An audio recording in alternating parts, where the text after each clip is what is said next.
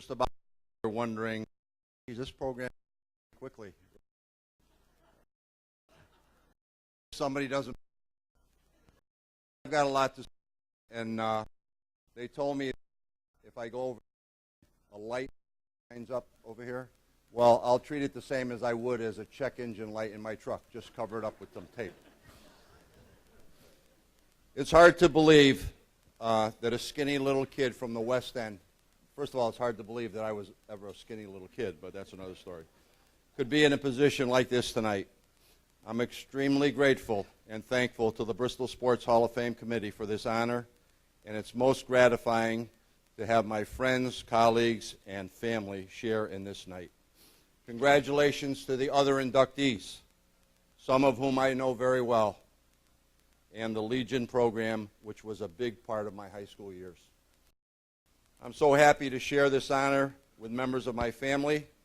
My father passed away some years back, but I think he would have been proud if he were still with us today. My mother is here tonight, all 90 years of age.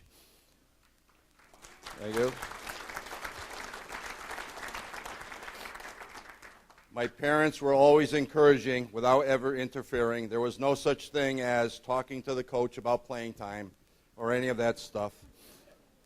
They probably wanted me away from the house anyway, playing somewhere, so that I wouldn't bother the neighbors on the second or third floor, throwing the ball constantly against the walls of the house or up onto the roof. My sister Anna's here from New York City, as well as my son Craig, who flew in from Chicago. Actually, I think my sister Anna flew in from New York too, but without a plane. Mom, I'm just kidding, okay? Just kidding. My daughters are also here, Jody and Jill. Very fortunate to have a great family. Other family members here tonight are my son-in-law John, my sister-in-law Vicki, and three of my grandchildren, Abby, Evan, and Andrew, one of which is in the Netherlands. I have been a player, a captain, and a coach, but in our family, my wife Linda is all of those wrapped into one, as well as the AD. She is my best friend and the love of my life, and the main reason we enjoy a great family. You know, I think we're a pretty good team. I used to say, she's the boss and I'm the king. And she used to say, yes, Phil, you're right. Actually, she didn't say it that way. She said, oh, sure, you know, or something of that effect, to that effect. I have been very fortunate to have a very good teammates and coaches throughout my playing career. Bristol was and is a great place to live, and if you wanted to play ball, it's the place to be. Early on in my life, it revolved around Park Street. We didn't have a car. It was either Muzzy Field, McCabe Waters, the Boys Club, or any such place in between. I tried out for Little League with a borrowed glove and was lucky to have George Scott as my coach for 4 years. I don't think he ever raised his voice once during that time. I was put on an all-star team, like it was mentioned before, and we went to the state finals where we came up a little bit short. Rick Kowalczyk made playing Pony League so much fun.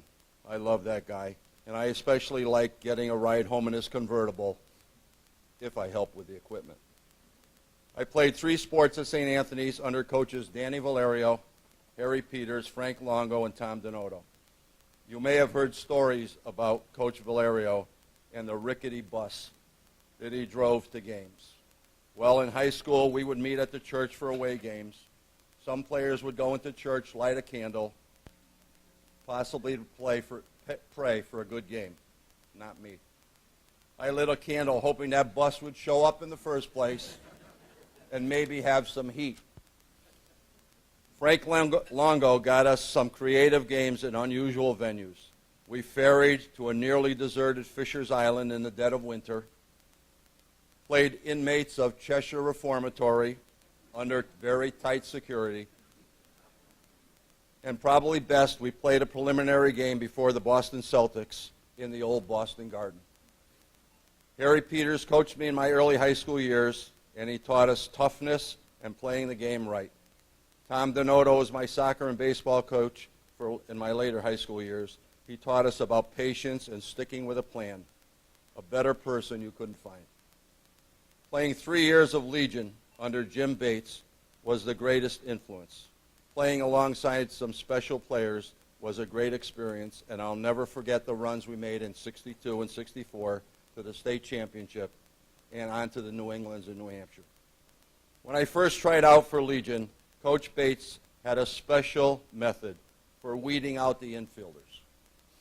He would stand about 15 or 20 feet away and hit the ball, hit ground balls to us as hard as he could. After saying to myself, "Are you bleeping kidding me?" And being a hard-headed Italian, there was no way I was going to have him beat me down. I didn't quit, and neither did he. He'd keep asking, "You had enough?" Foolishly, I'd answer, "Hit the ball harder," hoping all the time that he would say, "Okay, that's enough." Finally, he did. Legion was special to me and helped me mature as a player and as a person, although my wife is still waiting for that to happen. Coach Bates and Dr. Gilhooly were unique people, and I'll always remember those times fondly. At CCSC, and it was CCSC back then, playing for Hank Mallinger was a little different. He was more laid back, but he expected you to do your work and act maturely. He was an innovative guy with some unique training methods, just a great guy. These coaches were a tremendous influence, and when I went into coaching myself, I tried to follow some of their ideas. Coaching in Plainville and at Bristol Eastern for over 20 years has allowed me to make some lasting friendships with players, coaches, assistants, and administrators. I'm most proud that my teams were real competitors.